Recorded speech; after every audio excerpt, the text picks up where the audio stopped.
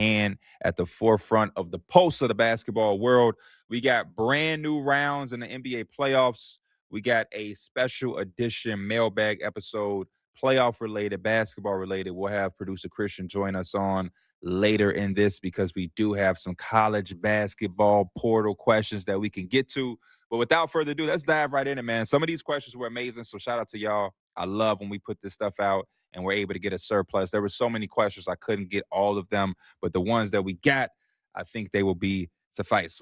We got my boy Caleb. He says, what are your reactions to another dip in the production of the Cavs through another series, especially with Harden and Mitchell showing out in the first couple of games? And do you think they can return to that this series? So I will be honest, it has been disappointing to watch the Cavs struggle throughout the first realm of the playoffs. We've seen that with the Toronto Raptors after, like you mentioned, Caleb, the first two games looked like they were on their way to sweeping the Raptors or a gentleman's sweep and easily getting past them.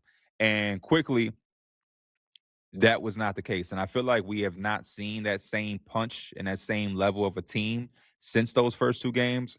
The one thing that I will say that they have in their back pocket is that they are a talented group of individuals collectively, right? This is a team that has four guys that have been all-star level players.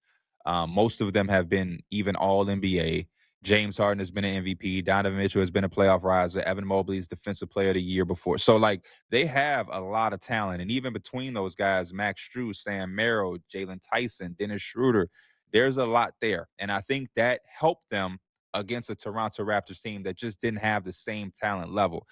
The main thing, they're two completely different teams at home and away. Just two completely different teams, to the point where late last night, it just crossed over my mind. I'm like, yeah, what's wrong with the Cat?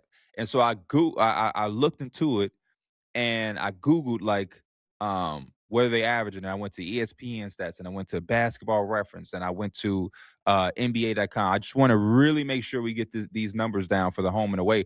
They're averaging like 119 points at home throughout the course of these playoffs, and they're only averaging a measly 101 points on the road. So will they be able to get back to that level that you're asking, Caleb, James Harden, and Donovan Mitchell? The back of my mind, benefit of the doubt, says yes.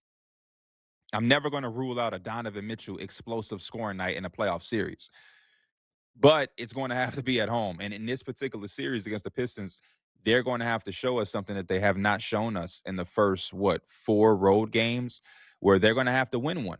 If you want to win this series against the Pistons, you're going to have one of those performances on the road. They did a really good job in game one fighting. I'll give them that much credit. They fought after a really tough start. But the Detroit Pistons are very physical, and that's just one of the things the Cavaliers just don't have a match for. Their front court just they kind of fold with the physicality part of the game. But my reaction is disappointing yet again, and I had high hopes for them, and hopefully they can figure it out and not get ran off the floor. The next question comes from my guy Mason. What up, Mason? I like the way you broke that down.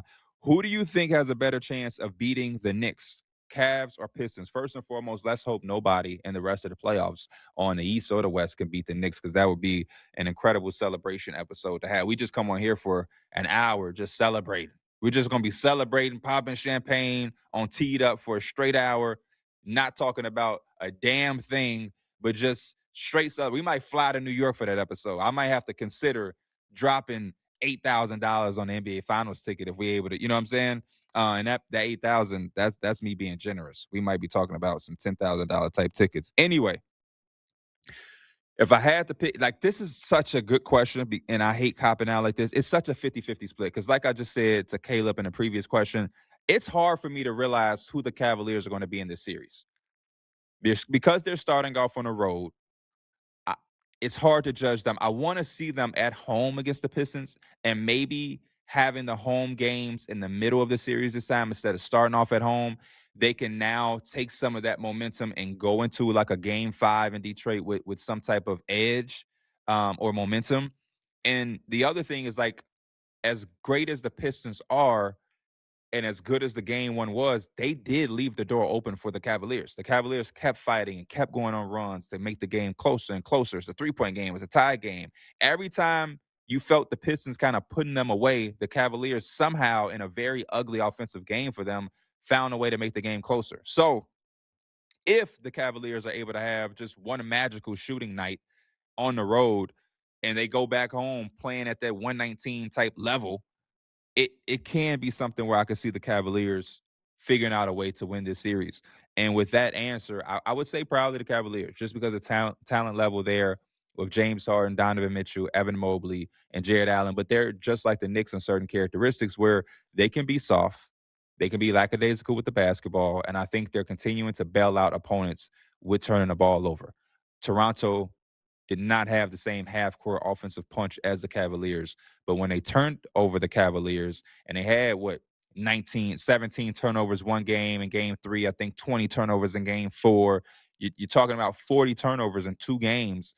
That just leads to easy buckets and bails out teams that don't have a good half-court offense. I think the Detroit Pistons showed that last night. They forced like another 19 turnovers for them.